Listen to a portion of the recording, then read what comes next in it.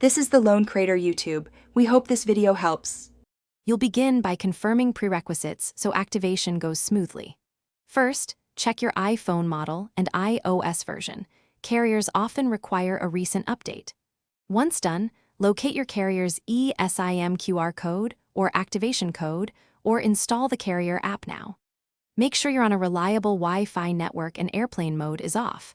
That lets your device contact the carrier servers. Now open Settings and tap Cellular to start adding a cellular plan. This is the first actionable step. You'll now add the eSIM and configure how it behaves.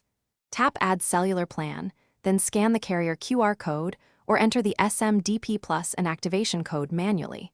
This is how the carrier provisions the eSIM profile onto your phone.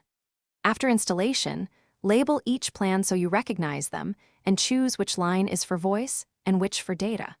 Make sure to adjust data roaming and enable secondary line for iMessage if needed. These choices determine billing and connectivity when you travel or switch network. Finish by restarting your iPhone to ensure the eSIM activates cleanly.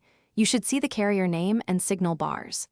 Then test a call, send an SMS, and load a web page to confirm data. Make sure iMessage and FaceTime are using the correct line in their settings. If something goes wrong, reset network settings to clear leftover configurations, and if that fails, contact your carrier with your IMEI and eSIM activation details so they can reprovision the profile on their end. Thanks for watching. Consider subscribing if we helped you.